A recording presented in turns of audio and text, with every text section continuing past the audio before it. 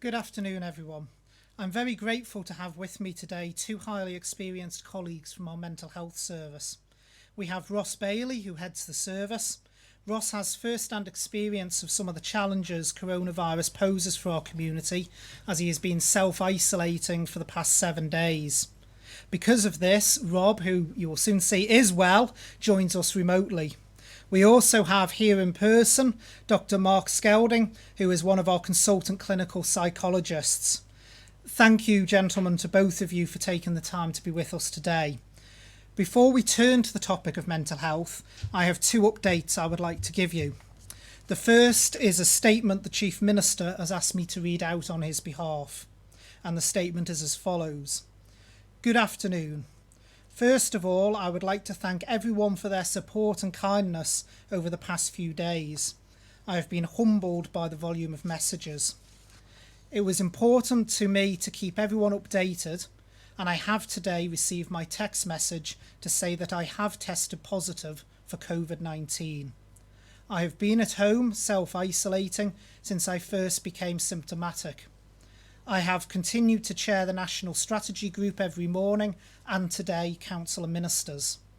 I have mild symptoms and I intend to continue working from home. I'm not the only one who would have received a message today, and while I am fortunate to have family and friends around me, some will be on their own. Some will be receiving support from our professional staff, and I cannot thank them enough for the work they are doing for our island. I will keep you all up to date through these briefings, which David and his guests will continue to run. Let us remember the way to beat this invisible enemy is to stay at home. Our key workers are going to work to help save lives. You can do that as well. Stay at home. The support I have received shows the Isle of Man is greatest when we all pull together. And together we can defeat this virus. And I'm sure everyone would like to join me in wishing the Chief Minister well as he recovers from this dreadful disease. The second update I have for you is the daily update in relation to the testing figures. We have now completed a total number of tests of 1,879. Of those, we've got 1,751 tests back, and we're awaiting results of 128 tests. The total confirmed cases now stands at 190. We have total presumed recovered of 92, which leaves 97 active cases, and the current number of confirmed cases in Nobles Hospital is 12. Turning to today's topic of mental health. Over recent decades, the way society views mental health has changed beyond all recognition. No longer taboo, there is a growing understanding and acceptance that mental and emotional well-being affects all of us as individuals. In the same way that each of us can articulate and describe how we feel physically at any given time, a sore back, a headache, the same should be true for our mental and emotional state. Mental health and well-being is a continuum, from low-level feelings such as anxiety and stress to the more serious conditions we traditionally associate with mental health care. Checking in on our mental state is something we all need to proactively do. It's no different to having our 5 portions of fruit and veg a day or trying to take regular exercise. Mental health matters to us all, and now more than ever.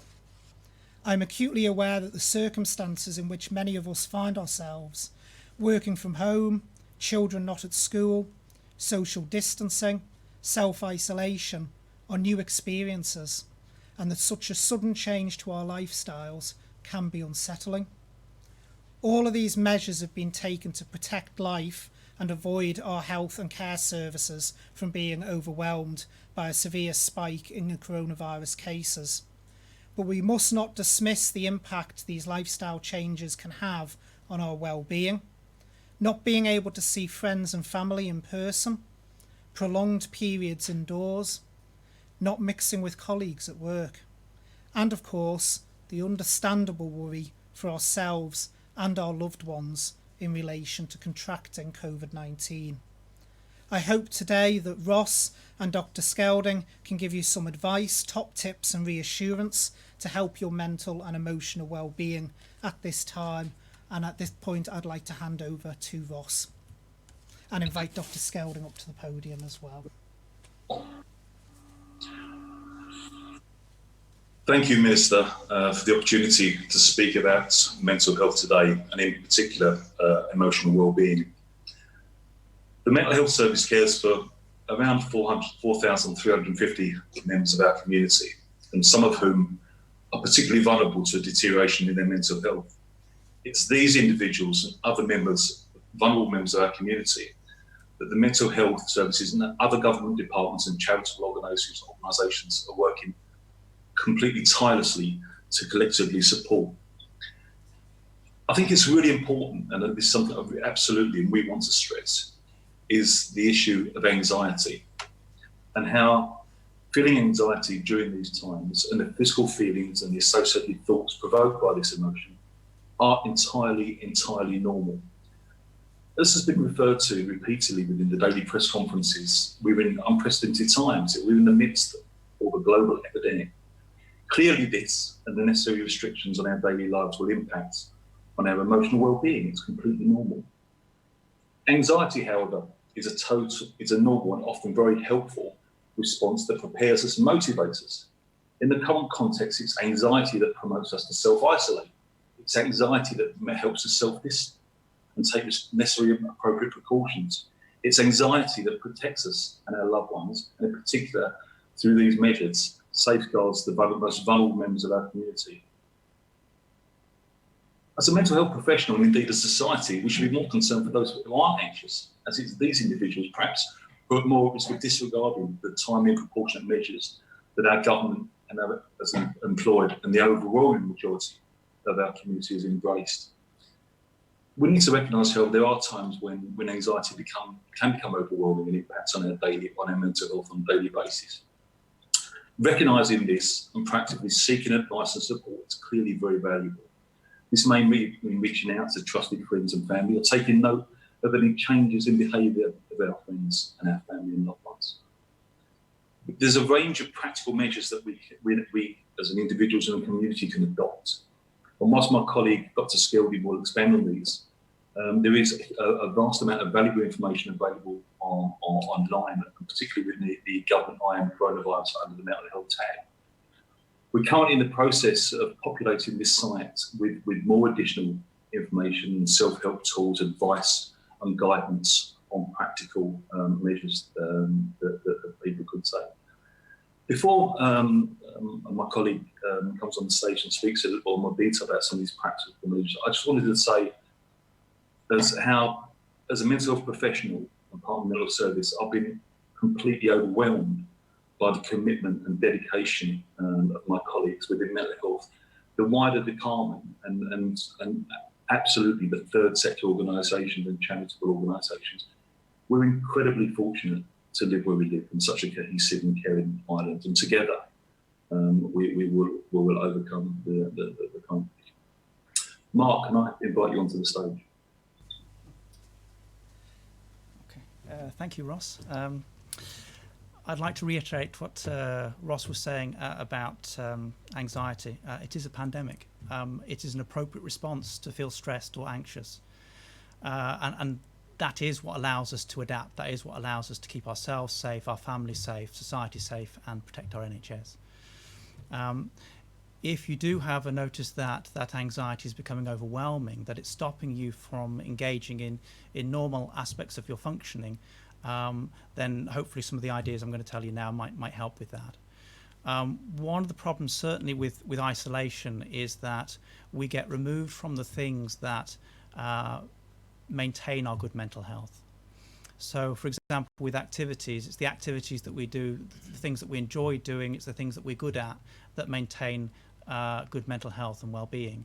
It's being connected to people, feeling valued and appreciated. And if we're isolated and we can't do those things, then we're going to be more stressed, we're going to be more depressed. In terms of anxiety, one of the biggest things we need to talk about, I guess, is about structure. when we're self-isolating, the natural structure that we have in terms of our work, our social engagements, our hobbies is removed. That point at the day where we wake up every morning, we might start to notice that we're getting up that little bit later. We lose that anchor. We start sleeping in later. We start struggling then to go to bed at night. We become restless. We start turning things over in our mind. Well, if we start to do that, it's going to affect our thinking. It's going to affect our concentration, our memory. It's going to make us more irritable. It's going to mean that we struggle to cope and adapt to things. And that's what we need to do most at the moment, because it's a pandemic. Things are constantly changing, as we're told every day, and we need to be able to adapt to them. One of the worries for me is that when people become isolated, they stop being active, which means they become lower in mood. As you become lower in mood, your concentration, your memory, your motivation starts to drop. So you have less motivation to do new and novel things. And it's the new and novel things that we take for granted which are stimulating, which occupy our thinking. And if we haven't got that occupation, if we haven't got those things that we're learning, that we're getting good at, that we're taking pleasure in, well, we're more likely to spend too much time ruminating or thinking about the things that are stressful to us, the potential threats in the future. And if we spend too much time in a future focus, or in a secondary emotion of anger, for example, angry that the borders weren't closed sooner, that things weren't done, that happened in the past, then unfortunately that's going to really affect our mental health in the present. So we need to find structure in our day, set ourselves a time when we get up every day, set ourselves tasks, things that we enjoy doing, things that might be difficult, things that we're going to learn that are new, and plan in social contact. So you might find that there's a normal time that you go to your golf club or to your dance class, and plan in time at that same time to speak with some of those people. Put things in place so that we can prevent that deterioration in mental health, because prevention is far much easier than a cure. Thank you.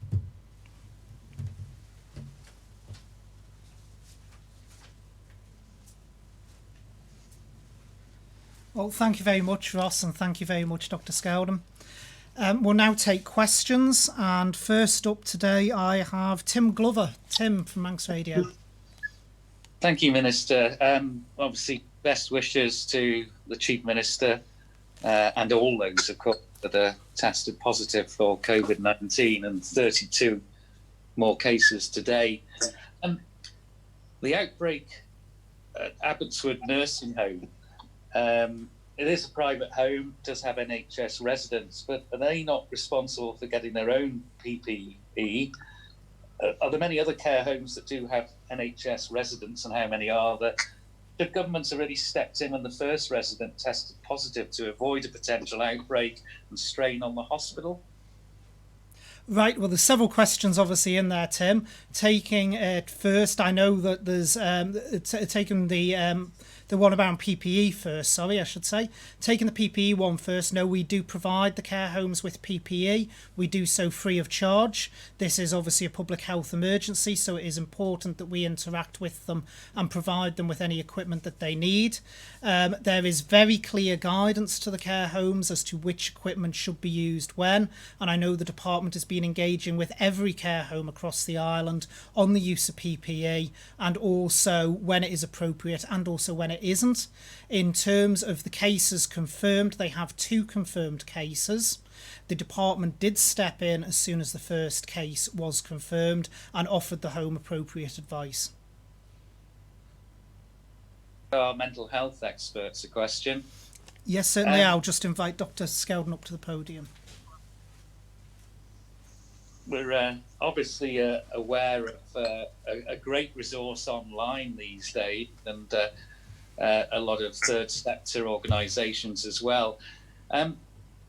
The elderly, some of them have been in self-isolation now for a number of weeks and face many more weeks, and some are not au fait with online resource. What would you suggest would be the best thing they can do, apart from, as you said already, maintain routine? Ross, you want to ask this one or me? Oh, okay, it's going to be me. To be honest, my first step would be to see whether you can contact friends or family to get you access to those tools. Certainly, iPads can come ready loaded with this software, such as FaceTime. Actually, there's some pretty good people in the call centres who would support you in using that. One of the things that I've really liked recently is this initiative with grandparents contacting grandchildren with education, setting them tasks each day and quizzes and such. And it's my sense that actually there's been more contact with that generation than ever before in that sense. Can I just add there? I think that's a really valid point, Mark. And I think the community in general, and that's the feeling that really comes out of this, is how the community is coming together to support each other. And I think, there's people are really reaching out to friends in a really cohesive way to support people. And I think that's particularly evident on the Isle of Man, and something I certainly see on a regular basis, and incredibly heartened by. And I think that's a particular strength of this island. Yeah, there's also the Get Well website on the island that it's set up so that people can post needs that they have, difficulties that they're struggling with, and people can volunteer to help them. So there are people who volunteer to pick up things for them and drop things off, and we'll have a conversation in the garden if wanted. So there are those things that are being developed within the third sector.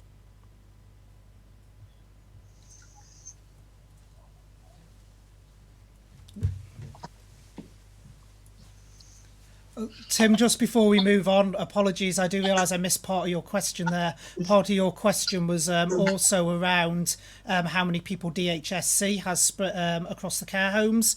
We have a variety of beds across different care homes with people who are on DHSC rates. So it's mixed. There are some homes that are purely DHSC. The home you've referred to, though, as you correctly said at the start, is private. Next up, I have Leanne from 3FM. Good afternoon, Minister. Good afternoon, Leanne. Firstly, our thoughts are with the Chief Minister, and obviously we wish him a very speedy recovery. My first question is for Mr. Bailey, please. Yep. Okay, so with the Chief Constable announcing yesterday that police have seen a rise in domestic abuse crimes by 71%, I just wondered if you could tell me what support there is specifically for victims of domestic abuse on Ireland. I think this has been well documented, an anticipated increase in incidents of domestic violence. The mental health service is continuing effectively business as normal. We continue to accept referrals, both in terms of the crisis from the community wellbeing service right through the tiered step care approach. So nothing's changed. The only really thing that's changed in terms of the service provision at the moment is that our mode of contact with people. So of course, with social distancing, people working remotely, that's been the only change. So we're continuing to accept referrals into the service. We've not seen any significant spike in referrals to the service. Indeed, some parts of the service, we've seen referrals come down. I think what we can anticipate, certainly as this rolls on, and the economic impacts as well, and the pressures that are on family units, that we will see an increase in referrals. And I'm really heartened by the support we have from the Chief Minister, certainly the Minister for Mr. Ashford, the Minister for Health and Social Care, and the whole executive team, is the commitment to resource and support that accordingly. So there will be a real push in the coming weeks and months for us to get additional resources to cope with what we see as a potential surge a little bit down the line. Okay, and my second question is also for yourself. How has the Department for Health and Social Care adapted the way you support residents with their mental health, obviously given all the guidelines and travel restrictions that are currently in place? It's been a challenge, but I think we work, like I said in my introduction, I've certainly worked with a huge range of incredibly committed professionals who are incredibly adaptable and committed to their patient group. So there's been some incredibly novel ways of maintaining contact, which we're absolutely doing. We're maintaining contact with our client base. And as I said initially, we have around 4,350 people that we look after. So around about 5% of the population. So there's some people where we can speak to them, we can maintain telephone contact, we can speak to them via video conference facilities. There's some people clearly, because of the nature of their needs, that we continue to need to see on a one-to-one basis, and we're absolutely doing that, ensuring that we're applying the correct protection and social distancing. So there's been a lot of really innovative practice that's gone on that enables us to maintain contact with some of the most vulnerable members of our community. Okay, thank you. Okay, next up I have Paul from MTTV. This is obviously a change to my original question. We have the Chief Minister who's now tested positive. You've been in close proximity to him, as has everyone in that room with you there, as has most of the Timble members. So take us through what happens. Do you now have to self-isolate? Do you have to take a test? And will everyone else have to take a test? Firstly, we have been exercising social distancing within government offices, Paul. I actually haven't seen the Chief Minister in person for 7 days now. It was last Thursday when we did the press conference together. But as you may notice, the way we do the press conferences is we're not together at the podium at the same time.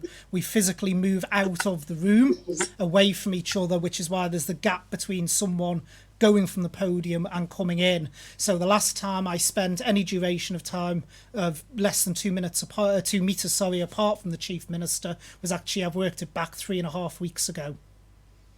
So you feel fine yourself? And I feel absolutely fine, Paul. I think unfortunately you're stuck with me for the duration. Oh no, love it. Can I just ask Ross, probably I think it's Ross. I've had loads of mail today since we know you're going to be on, just from people who feel they may have fallen through the net. They haven't had the support, they haven't heard from people, or and that sort of thing, and their worry gets even worse, even more than just being by themselves. Is there assistance for people who are feeling like that? Should they ring a number? Should they contact anyone in particular if they feel that they've been left out of the loop at the moment? I think if there's people who are open to our service, and I'll get through the numbers, if they're open to a service, then I absolutely encourage them to get in contact with their key worker or care coordinator.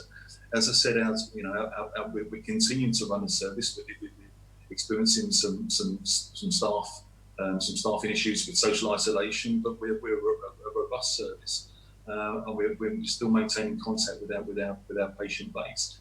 If there's people who are struggling, I would really actively encourage those people to access the information online if they can, in terms of utilising the practical advice and guidance that's available to them. And if it means, if that becomes a struggle and that's not assisted, we as a mental health service will absolutely engage with them and through the contacting,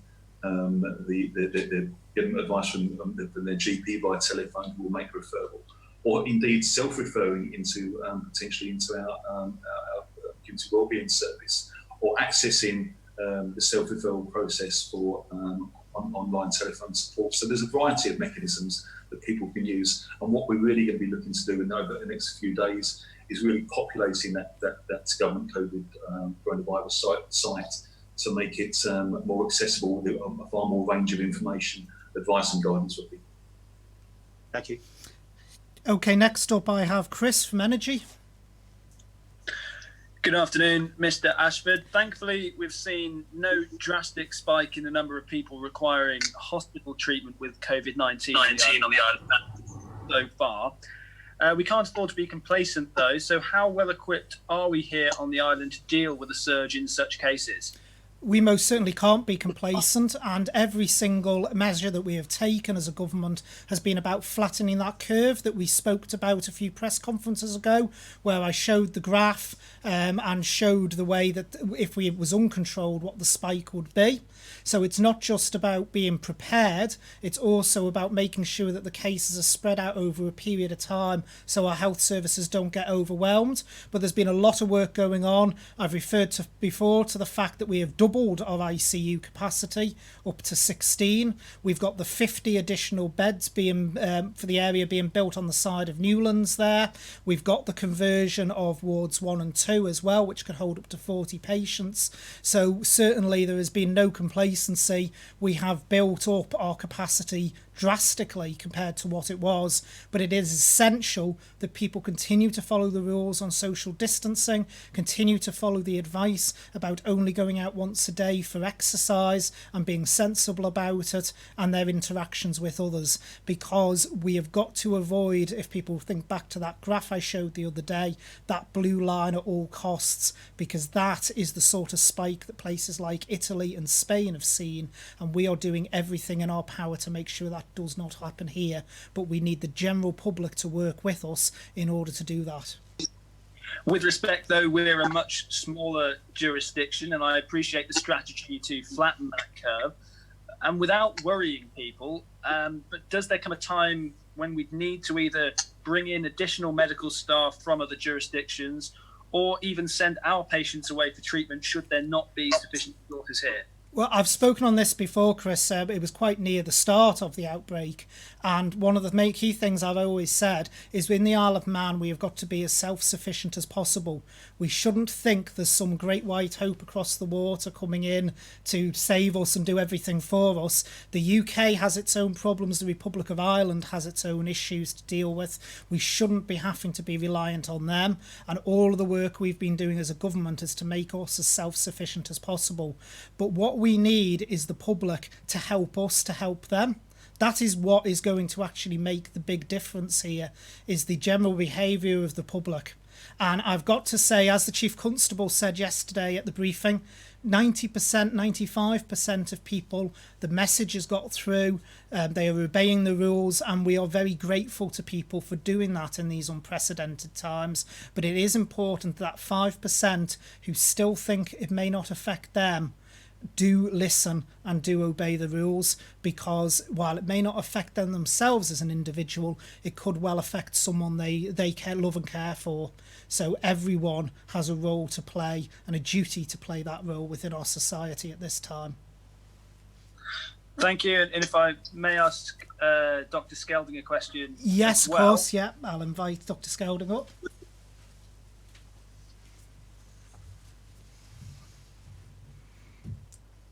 Good afternoon. Easter is often the time when families come together. Obviously, that can't happen for many of us this year. Is there anything you can suggest to keep people's minds active and healthy if they happen to be spending the holiday alone? Oh, well, I guess it's all about creativity. It's finding new ways of doing things. I've been really pleased. I mean, I gave up social media a couple of years ago because I thought nothing new happened, and yet it seems over the last few weeks and months there's a plethora of all sorts of new and exciting things happening, and people connecting in all new kinds of ways. Anecdotally, I've had a couple of patients in the last week who one of their main complaints is that they're very isolated, and actually they feel more connected now than they did before the outbreak, because friends and family have reached out either on the phone or via social media and brought them into games online or just general chatting, or even watching a TV program with them on their phone. And these have made huge differences to their mental health in a way that actually as a therapist I couldn't do. So I'm actually hopeful that these new ways of us as a society connecting with each other again are going to continue beyond this outbreak, and actually we might have lesser need for mental health services. Thank you very much.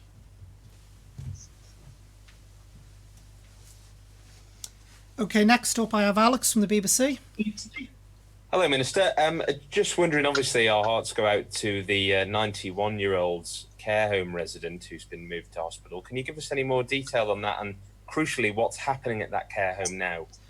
In terms of the individual case, as you know, Alex, I can't share details on that due to patient confidentiality. That is quite strict, I'm afraid. But what I can say is the person is in a stable condition in hospital.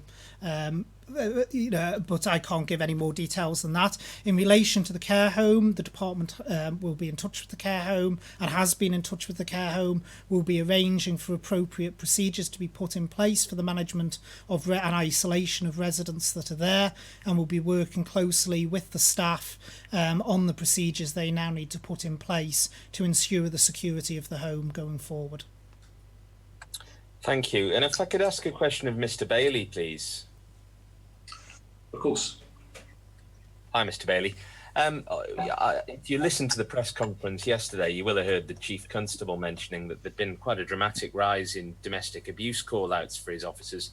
That ties into a point which I'd like to raise with you. Obviously, at this time, the mental strain isn't just going to be on individuals, it's going to be on families as well. And there are going to be a range of problems families are experiencing, from full-blown domestic incidents to just increased things like arguments over things they wouldn't normally argue about. What suggestions would you give to members of families who are feeling a little bit frayed and facing some difficult circumstances during this lockdown? Absolutely, as we referred to earlier. I mean, this is, these are challenging times, and I think the comments and points that Dr. Skelding has just made in terms of innovative ways of connecting with people outside of the immediate family unit, and to prevent, to mitigate that isolation. Innovative ways of engaging and structuring your day. But most importantly, I would add that how it's so important that people who are experiencing any form of abusive behaviour, that they reach out, and this current context is not going to impact on them, so I'm unable essentially to reach out. I really stress the importance of people who are experiencing domestic abuse, domestic violence, to reach out and seek help. And the mental health department's clearly got a role in that, but there's a variety of government departments and indeed third sector and charitable organisations that are there to assist and to support the victims of domestic violence. Thank you. Okay, next up I have Jess, Salaman Newspapers. Hello, Health Minister. Hi, this Jess. This question is for Mr. Bailey, please. So, looking ahead, what is actually being prepared in terms of mental health once the pandemic is over? There's quite a lot of evidence and studies showing a dramatic impact on people's mental well-being after a crisis, particularly affecting adolescents, whose coping strategies may not be as well developed as older generations. I've done some research actually, and one major aspect that arose after the Christchurch earthquakes in New Zealand was a campaign called All Right, and it supported the psychosocial recovery of people affected, and was launched during what they called the disillusionment phase, which is when people realised how long it was going to take to recover, and therefore feelings of frustration grew. So what is being prepared for our disillusionment phase?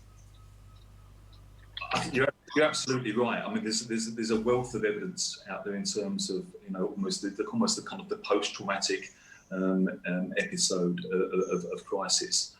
So we'll, as I alluded to previously, this is inherently predictable, and there's a lot of a huge wealth of information and work and innovative practice, like you've referred to yourself, schemes that have been employed historically. We're not going to try and reinvent the wheel. We want to see what works, where there's a clear evidence base, and if necessary, we can look at replicating that and tailoring that locally. So absolutely, it's entirely predictable that we're going to need additional resources. We're busily looking at modelling and looking at business cases so we can resource that. And I said previously, I'm extremely grateful from the support we have from the executive team and our ministers and chief ministers in that regard. So as a mental health service and our wider stakeholders, we're absolutely committed to identifying the need and utilising innovative approaches to mitigate the risk of this post incident. Thank you very much. Thank you. And my second question is for Health Minister. Of course, Jess. I feel it hasn't been answered. It is, how many key workers have been tested positive for coronavirus, and does the government plan to keep the public updated on this, especially as we're talking now about mental health professionals? Some of those people might have been affected. Hi, Jess. We wouldn't publish the numbers of individual key workers that would test positive any more than we would any other group. that wouldn't be something that would be released, and I'm not aware of other jurisdictions doing that either. It's private information. If people wish to share their own information, that is fine, but we wouldn't drill down into those sort of details. And also, to be frank, I don't think it'd be best use of public health's time separating out who was a key worker, who wasn't, in terms of the cases coming through. From public health's point of view, the important thing is they focus on the contact tracing, because I need to emphasise again, the whole purpose of testing is not to tell the individual if they've got the virus or not. It's in order to break the chain of the virus. It's about identifying potential people around them who they may have been in contact with, who may be asymptomatic, and spreading it in the community. So that's the purpose of it. So no, we don't hold that data, and I wouldn't expect public health to collect that data. Right, okay, thank you. Okay, and then last up, I've got Amanda from Geff the Mongoose. Thank you, and please can we pass on our best wishes to the Chief Minister. Most definitely. We have a question on postnatal care for either the Health Minister or Mr Bailey. Obviously, babies are still being born despite the pandemic, and new mothers are giving birth without family members there and caring for newborns in a really scary time without the usual postnatal home visits. Are there plans in place to diagnose and support mental health problems like anxiety and postnatal depression in this quite scary time? I'll let Ross come in on that. Absolutely, there is indeed. Like I said, the postnatal and postnatal depression is a core part of our service delivery, certainly with the community mental health team, and that work continues. We have dedicated professionals who have a specialist interest in this area, both in psychiatry and in nursing. And the work continues with our district nursing colleagues, our GPs, our health visitors, and it really is a multidisciplinary approach. So absolutely, the work continues. What may change and has changed is our mode of delivery. So instead of one-to-one, face-to-face contact, we might be engaging in telephone calls or video conferencing. But there's a great deal of work that's going on, and that won't stop. And I can absolutely understand it. That certainly new mothers and expectant mothers and families can feel really vulnerable at this time. So it's more important than ever that we are proactively reaching out to those patients in particular.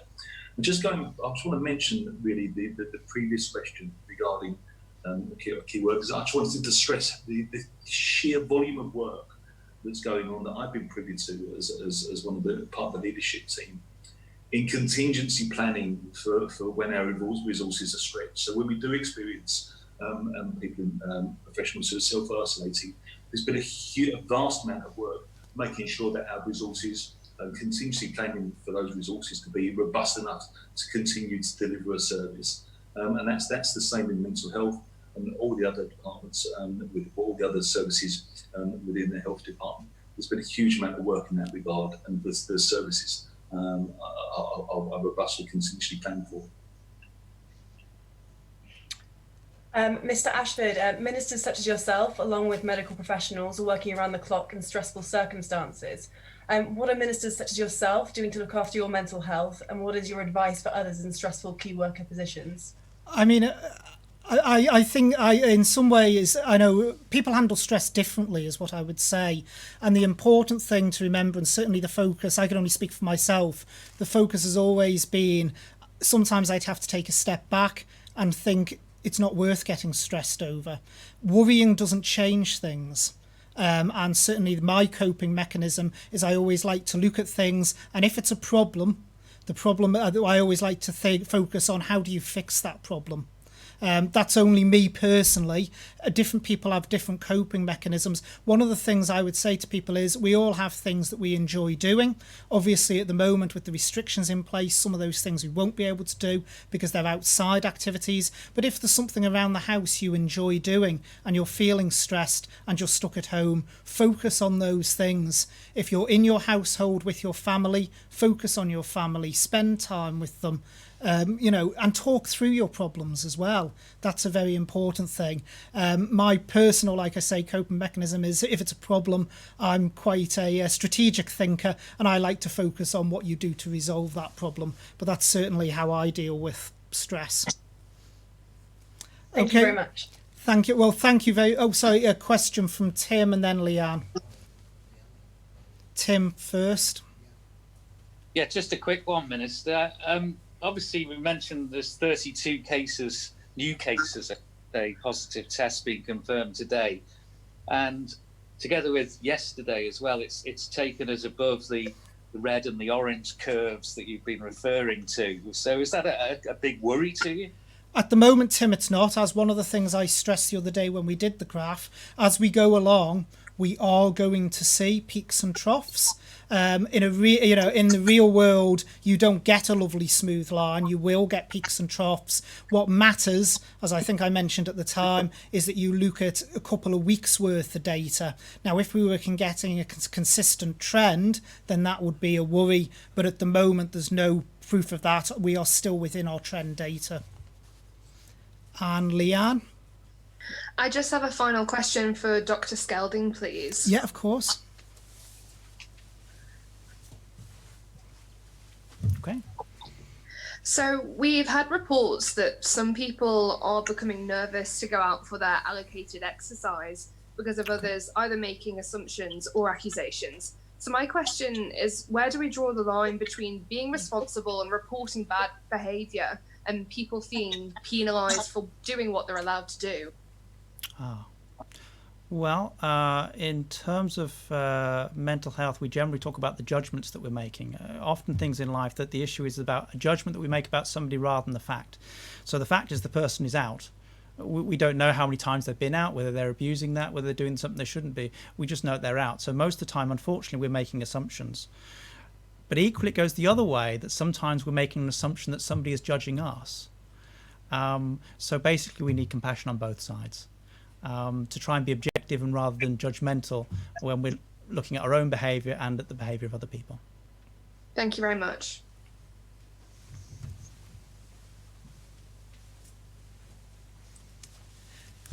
Well, thank you very much, and can I say a huge thank you to Ross and Mark for joining me today. I think people have found that very, very useful. I know I certainly for one have. And I would like now to move on to the shout-outs for those that are doing remarkable work around our community. Please do keep your nominations for Howard's Heroes coming in. If you're on Twitter, please tag the Chief Minister using his handle @HowardQuayle_MHK and the hashtag Howard's Heroes. So first up, on the topic of mental health, my first shout out today goes to one of our fantastic mental health nurses, Helen Holder. Helen has produced a downloadable information pack that people can access to help them with their mental health during the current pandemic. It's a wonderful resource that Helen has developed off her own bat, having asked on social media if anyone would find such a resource useful. 600 plus replies later, I think the answer to that is pretty clear. We are currently in the process of uploading additional self-help resources, as Ross referred to, advice and information to our website in the coming days at gov.im/coronavirus. Helen is a shining example of the commitment and proactive approach being taken by professionals and the wider community. So well done, Helen, and thank you. And can I also, as Minister for Health and Social Care, put on record my thanks to all those working within our mental health services. It's been just over 2 years now since I took on this job, and I have been constantly amazed at the dedication and support that those services offer. That we have a lot of hard-working individuals within the service, and I'm absolutely amazed in what they do day in, day out. So thank you from me for all that you do. Secondly, you may have heard about the amazing team effort made to bring a further shipment of personal protective equipment to our island on Tuesday. 65,000 masks were delivered to the NSC from the UK in a little over 6 hours. So a huge thank you to those involved, the Army for organising the logistics, Clipper for couriering the shipment to Liverpool, Win Aviation for handling the cargo in Liverpool, Logan Air for delaying their planes so the shipment could be made, Menzies and all the Isle of Man airport staff, and FCX for delivering the shipment to the NSC. This has been a fantastic effort by all involved to secure the equipment and make it available for use by the island's healthcare professionals.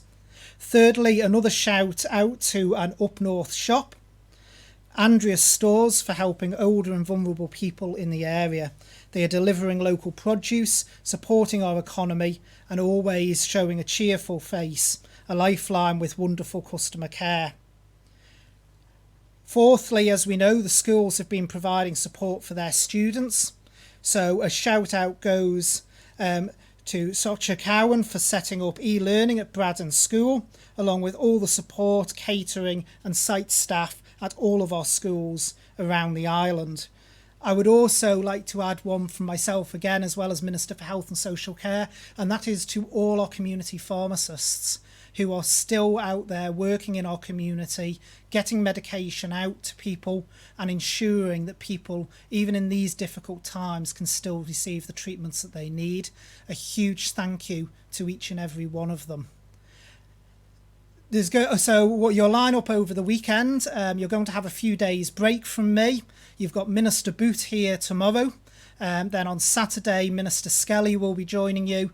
On Sunday, with it being Easter Sunday, I believe the Lord Bishop is going to come in and share a few words with us. And then you will be back with me on Monday. But just before I go, can I just leave with one message, and it is this. Easter time normally would be a time for us spending time with our family and friends, for going out and enjoying the wonderful weather that we are currently experiencing out there. But this year is different. This year, for the sake of our island and for the sake of our community, we are asking people to stay home wherever possible and only go out for their daily exercise. There will be many more Easters to come, but we get one chance to crush this virus. So it is with a heavy heart that I have to say it, but I urge people over this Easter weekend, do the right thing for the island, the right thing for the community. Protect yourself, your family and your loved ones by staying at home. Thank you very much.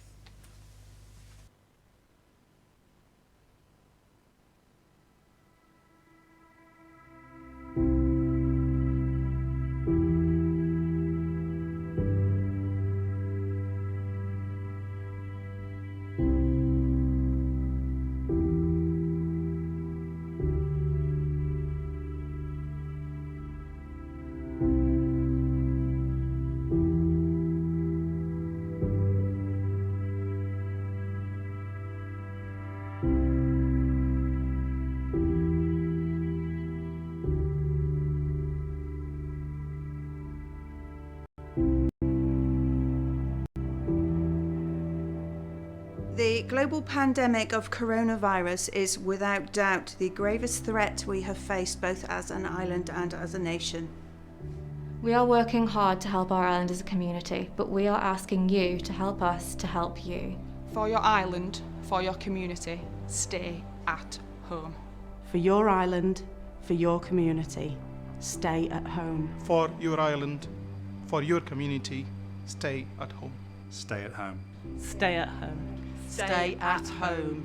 Please stay at home. Protect your community. Stay at home. Stay at home. Stay at home. Stay at home. Please stay at home. Stay at home. For your island, for your community, stay at home.